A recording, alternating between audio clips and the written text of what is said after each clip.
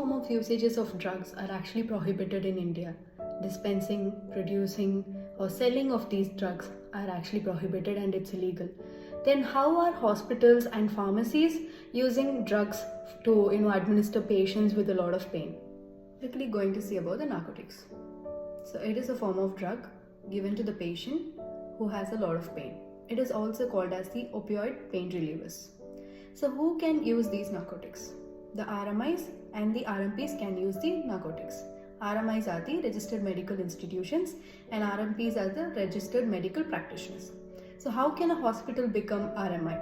So in order to become RMI, you have to look into the state drug controllers criteria and you have to fill the 3F form. And after fulfilling the criteria and the form, and the government, if they approve your organization regarding the registered medical institution, then you can use the narcotics.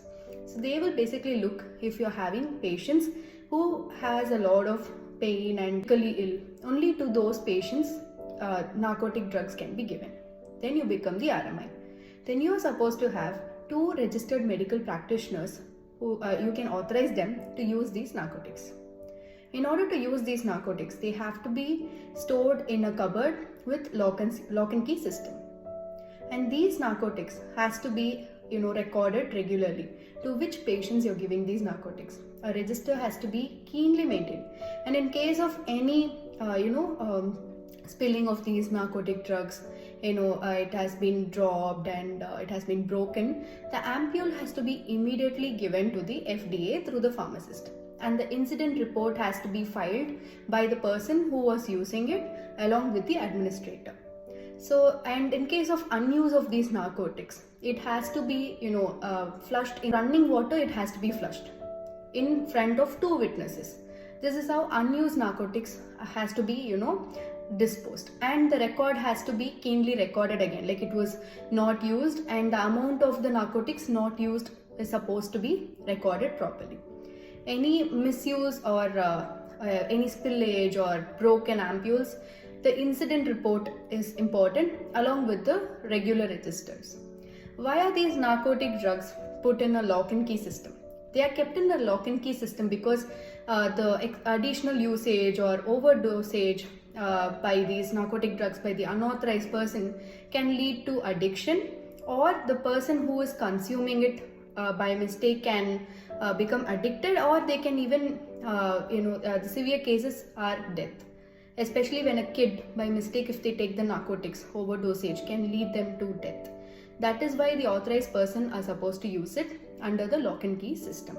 The Bureau Control of India actually handles the various aspects of narcotics.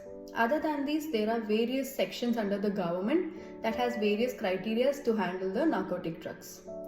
So the Narcotic and Psychotropic Substances Act deals and it provides the various aspects on how these narcotic substances are supposed to be used by the hospitals and pharmacies. The state drug controller also provides the hospitals with the list of the narcotics that is supposed to be used by the hospitals, and the hospitals are supposed to procure the narcotic drugs only from the authorized dealers. They should not procure it from the people who are not prescribed by the government, who don't have the proper license.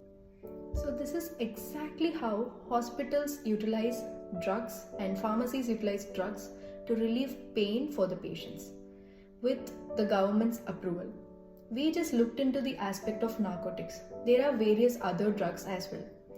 In order to use these drugs also, the hospitals should have a therapeutic committee or a formulary committee where they will have a nurse assistant, a doctor, then a pharmacist, an administrator. All these authorized people would be there to discuss the right dosage and the policies and the SOPs to administer and other recording and documenting aspects of these narcotic and other types of drugs. If you are really interested to know more about the drugs and the usage of these drugs by hospitals and pharmacies, you can also look into some of these acts like the Pharmacies Act 1948, then the Law on Toxicology, then Narcotics and Psychotropic Substances Act. So this Law on Toxicology has a lot of various IPC sections that will help you and that will give you a lot of case studies as well. You can go through all these things on the internet to see how various drugs are being used and utilized by the hospitals and pharmacies, and what are the do's and don'ts, especially if you're in the field of forensic medicine, and if you're more into the aspects of if you're interested in detective and things like that.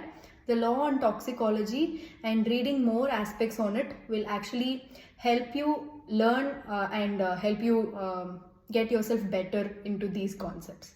Thank you.